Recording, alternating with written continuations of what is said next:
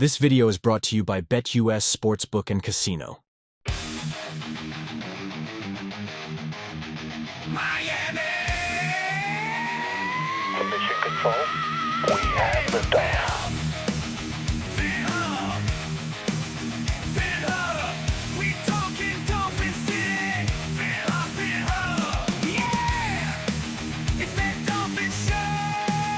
Phinhub! Welcome to the Phinhub Show, the one NFL podcast you can't leave off your roster. Now here's your hosts, Joe and Kevin DeHaven. All right. Welcome to another episode of the Phinhub Show, powered by BetUS. Here's a word from Mike Vick. Michael Vick here at BetUS.com. Get it all. Huge bonuses, great odds, a race book, live in-game betting, and a casino. BetUS, my online sports book and casino. Make sure to place your bets on BetUS for the upcoming game. But yeah, that was a pretty good game, pretty good showing from at least our first team against the Commanders. I really liked what I saw from Tua. I'll start off with that, but what else stuck out to you about that? The first drive, beautiful. Tua, he's a surgeon, so he's gonna get the ball to the guys in the right spot at the right time. His timing looked amazing. Even Mike McDaniel alluded to the fact that he did the same exact throw as the preseason game last year against the Texans, and this time it didn't result in a pick. But yeah, no, Tua looked great. The guys look good. It looks like we have a lot of depth, I would say, at cornerback right now. I like all these undrafted rookies that we got. It's gonna be a bit of a decision at the end of this to see which one of those guys is gonna make the roster. I feel like I'm not gonna be a complete homer and say, wow, this team is completely stacked. But as far as the guys that we have, there's gonna be like some really tough decisions there. Yeah, we're definitely gonna cut someone that's gonna make an NFL team. Yeah, and I sucks. Yeah, and I think quite a few. If we can, stash some of these guys on the practice squad, I think it will be amazing. But I'm not really sure how to pronounce his last name, but Maitre, or I think it's like that. I love Storm Duck. Patrick McMorris at safety. I really hope that he makes his team. I know it's a bit of a hill to climb because I don't know how many safeties we'd actually roster, but obviously it's going to be Jevon. It's going to be Poyer, and then you got Marcus May. So and then Elijah Campbell was a monster in that game. He's turning it on. He's looking super physical. I really like what I see from him. He's a hard hitter for a smaller dude. I mean, he goes all in. Yeah. So I loved what I saw from him. I feel like they converted him to safety. He was a corner before, so yeah, safety room is looking really good right now. Yeah. I'm feeling really good about that. But it is going to be tough for Patrick McMorris to make this team, and he's also looking really good too. Yeah. So, but aside from that, going back to that first team, devon, achane, he looks like he's going to be a tremendous weapon for the Dolphins, an all-around weapon, not only as a running back, but also someone who can catch the ball out of the backfield and who can even catch the ball on the sideline, as a receiver. Yeah, so, you definitely saw them trying to get him involved in the passing game, and his hands look good, and he was running good routes. I think we might actually get a nice look at him being maybe that third receiver this year. All depending on how healthy Odell is and how he looks out there, right? But it kind of leads me into this whole thing with River Craycraft, because we all know he's been having one hell of a camp, probably one of the best camps out of any Miami Dolphin player, right? Yeah, actually. So now with his injury, saying that he might be out for an extended period of time, I do think they're probably going to put him on injured reserve. Obviously, it won't count as a roster spot going in. But does that lead you into maybe thinking if Odell's not ready and, none of these wide receivers step up, and we'll get into as a comma after, but do you think that maybe Achane can get an extended look at maybe being that third receiver for us? Because we all know that the running back room is stacked. We have the three top guys we all love: Jaylen, Wright, Raheem, Mostert, and then we have devon, achane. But do you think that it's possible that this guy can be that third receiver? I think it's entirely possible, but I think that question, within that question, there's so many questions, because it's like, how ready is Jaylen Wright to which he seems like he's ready to contribute right away. And from what we know, it seems that he is pretty good at pass blocking. Yeah. So I would venture to say that Devon Achane has a pretty good shot at playing some time at wide receiver just because of the way that Jalen Wright has looked so far in camp and in preseason. Yeah. You know, and going deeper into that running back room, then it's like, what do you do with Jeff Wilson? What do you do with Chris Brooks? I think Chris Brooks also adds another element into that running back room, something that no one else really has. That kind power of like runner, what, right? Kind of like what Ezekanma brings into the receiving room. Yeah. Chris Brooks has that physical element and he brings that into the running back room. So it's going to be tough to leave him out of the final roster. But then what does that mean for Jeff Wilson? Is it possible that maybe the Dolphins could look to trade Jeff Wilson, maybe for like a late round pick, maybe a 6th or a 7th round pick? Yeah, I think if Chris Brooks is the guy to make the roster, right, that 4th running back for us, I think obviously you want to try to trade Jeff Wilson because you cut him and you're just losing out on your money because we guaranteed his contract Right. in the beginning of the offseason. But if you asked me, I would like Chris Brooks to make this team, just one, based off of the youth, and 2, he does provide a different look. Exactly what you said. He runs with power. He's actually quite elusive too. He's not like he's not a slow back. Yeah. I mean, you see him. He has that breakaway speed. He took it almost 40-something yards. I did read something somewhere that Jeff Wilson hasn't even had a 40-yard run in his career. That actually, I think that came from Reason on Inside the NFL. Okay, I didn't even So, yeah. realize. Well, shout out Reason. Shout out to Reason. But yeah, it's kind of crazy to think, you know, a guy with that many years, you know, and granted, yes, it is in a preseason game, so it's not like he's doing this in a regular season game, but we saw him break out in a regular season game last year. Unfortunately, you know, he got injured right away, and this Right. was against the Panthers. And we don't know the severity of his injury now in Yeah. this preseason game. Yeah. So that's another thing. I mean, bringing have in to look another into. running back now in this This stage. McFarland, Yeah.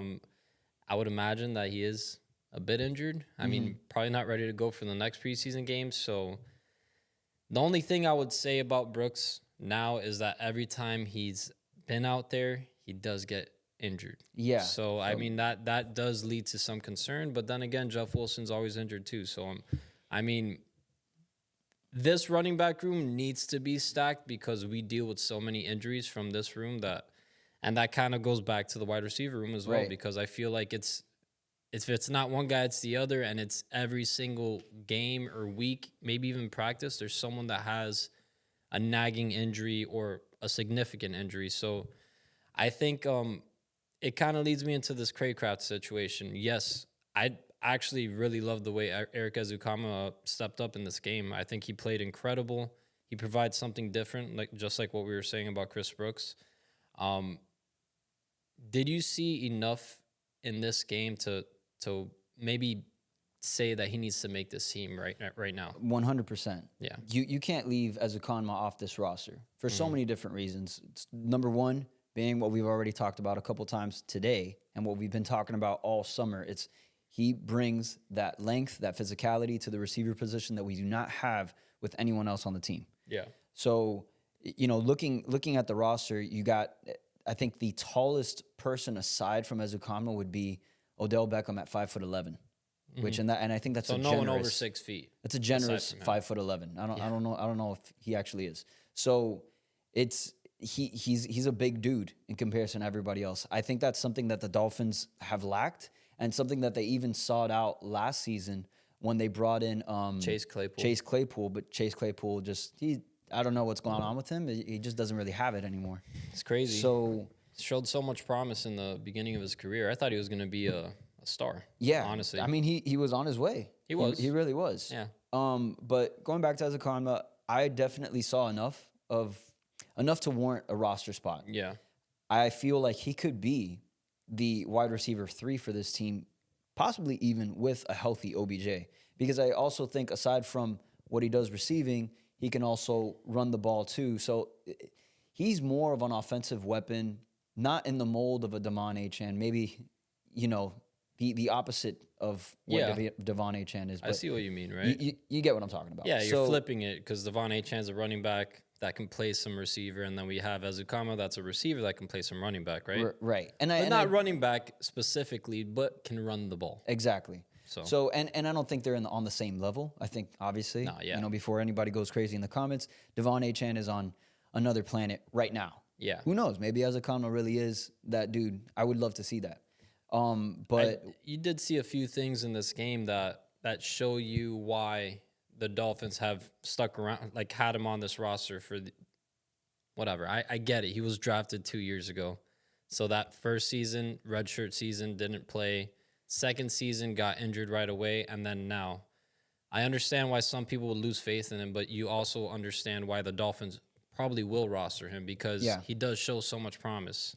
And he does things that a lot of our other guys can't do. Yeah, so, and this is the theme here with the Dolphins. The Dolphins, I think, actually are, and off the top of my head, the running back room and the wide receiver room are the most talented groups that we have on the team. The issue with these rooms are that everyone's constantly getting injured. Yeah. So it's really tough, but I would keep Ezukama on the team. The Dolphins may even have to look elsewhere for some more talent at the receiver position, which is crazy, but just because of all the injuries that we're sustaining and they're constantly happening, you gotta, and the way that this league is going, you can't have enough receivers at this point, just like you can't have enough corners at this point. And if you're already seeing that now, and it showed how that was our Achilles heel last year, because at the end of the season, all our receivers were down, and essentially we had no one to throw the ball to. So let's say we're going to go out and get a guy like Michael Thomas or a Hunter Renfrow or maybe even a Juju, right? Mm-hmm. The only way I would want to do that, for one, is if it's extremely cheap. Some of those guys you would have to bring in on a prove-it deal. Hunter Renfrow is probably the only one that you're going to be, paying some money towards. You really think so, though? A little something significant, more so than I would say Juju, more so than I would say Michael Thomas. So out of the three that I mentioned, right, which one would you want the most? And also, which one which obviously I think that's the same question, but which one do you think would be the best fit on this team? Okay, so the best fit is probably Hunter Renfrow. Mm-hmm. Okay. But maybe even a Michael Thomas. Michael Thomas is he's like a big slot receiver. It's interesting though, right? You have like these guys with all this talent, right? Michael Thomas, Juju Smith-Schuster, and then also Renfrow? No, Chase Claypool. Right? Yeah. Well, he's another one that I would, if he's healthy enough. I know the Bills just released him, right, an injury settlement. But if he's healthy enough, I would consider bringing him at least for this last game, right? But what's the deal? What's going on with these guys with all of this talent who they're essentially at this point have-beens? Why is it that no other team is going out and seeking them out? Because it almost, in theory, it seems like a no-brainer, but we're not in the facility. We're not seeing what these coaches see. So what is going on with these guys who have been, maybe it's just time for them to hang it up because they're not really going anywhere. So Hunter Renfrow is the only one that, as of late, has really contributed to a team. I would like to say that, a lot of these veterans that don't sign, you see them go throughout almost the whole offseason. They're trying to find that perfect opportunity, maybe for a team that one of their top guys goes down and they want to be essentially a starter, right? So I would see maybe that's what they're looking for. I don't think it's that they're cooked or they can't play anymore. You know what I'm saying? So, I guess it just leads to the best opportunity that's out there for them. And I think I do agree with Hunter Renfrow being maybe that guy for us, perfect slot receiver for us. But I'm just wondering if the Dolphins are that concerned about that spot, right? Maybe Odell really is coming back. Maybe they're just really trying to wait until that week one, and then they're going to be like, all right, he's activated. He's going to be the week one starter. You know what I'm saying? Yeah. Because maybe he knows enough. Maybe Mike McDaniel and him are secretly working on the playbook with Tua and all that. Maybe they're throwing too. Now that there's not open practices, maybe they start ramping it up and they start practicing with him. I know he's not able to 100%, but maybe they just don't want to show a wrinkle in our game that we can just like explode with on week 1 or week 2 against the Bills, right? Right. So Well, that would be some great news. But aside from everything that we've seen, you know, because I would say a lot of those things are the positives, you know, but something negative was the O-line. You know, and this has been a common theme for the Dolphins now for what seems like an eternity. The O-line needs help. You know, Wynn is down. Our center Aaron Brewer's down. Things aren't looking good for us right now. Right guard seemed to be our weak spot, and now it looks like it's all the inside, the interior completely. The Dolphins need to do something, in my opinion, to solidify it. I know that maybe a part of Tua's game is maybe covering for that weakness because he releases the ball so quickly. But you don't want to leave it to chance either. Exactly. I think that this roster deserves to be maxed out. Like you have so many, you have done so many things correctly on this team. You know, you've gone out and you've paid Tua. Mike McDaniel has the perfect system in place for the quarterback, for the receivers. You have Tyreek Hill, Jaylen, Waddle. You know, you bring in a guy like Odell, which we haven't seen yet, but let's, you know, once in theory, it should be amazing, right? With those three guys, that three-headed monster. Now you have Raheem, Mostert, devon, achane, Jaylen, Wright, another three-headed running back room. Like that is insane. They won't be here forever either. So the defense is looking, in my opinion, it's better than it was last year. It really is. I think so. Personnel-wise, yes. Yeah. So everything is coming together for the Miami Dolphins. I would say, hey, fuck it. Don't leave it to chance. Spend every last dime because we are right on the cusp of something special. For it to be just hang on, let's see what happens with the offensive line. I think that's where the Dolphins really need to make their extra push this before going into the season. Yeah, and I think exactly what you were saying about just mentioning Tyreek Hill. The fact that we have Tyreek Hill on this team, he's going to go down as one of the best wide receivers in NFL history, for sure. So you want to maximize those Tyreek Hill years, right? You see what Tua can do with very limited time in the pocket with Tyreek Hill. Imagine if you give Tua an extra second, an extra second and a half, whatever, 2 seconds, whatever the case may be, right? And now we're talking about all the time in the world, but why not throw all your eggs in this basket? Why not make those extra trades? Figure out a way to get that guy, you know, that badass left guard, right guard, whatever the case may be, on your team, right? Obviously, we can't afford something crazy, but maybe, you know, with your draft capital, make a trade that might be a little bit of a head scratcher because we gave up a little bit too much for that guy, but you're kind of all in right now, right? Yeah. And exactly what we're saying, leaving it up to chance. You do not want to see, and I hate even talking about it because I don't even want to think about it, but you do not want to see Tua go down. No. And yeah, obviously, always. But I just don't understand how year in and year out this coaching staff and you know, our GM and Chris Greer can think that this is enough. They've made so many good moves that it's like, why not? Why not this? Yeah. Yeah. Like, why not sign that veteran right guard that's been good his whole career and see what he's got? Bring him in. You know what I'm saying? Like, right. at the very least, you have really good depth with that guy, right? Maybe he doesn't beat out the other guy, but he's a solid veteran that can come in.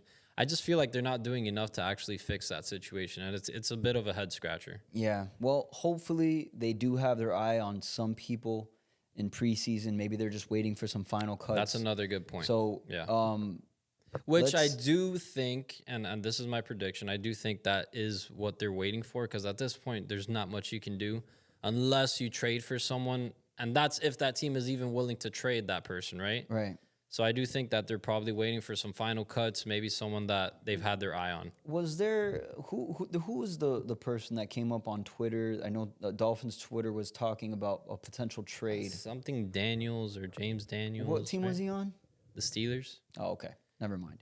I was gonna say if there was someone on the Cowboys, maybe send Jeff Wilson with some kind of package over. Maybe we can get something back, but whatever. You always think about the Cowboys because they always have linemen. But yeah, that's where I think the Dolphins need to make their final push to make this roster a true 110% contender, which I already think they are contending.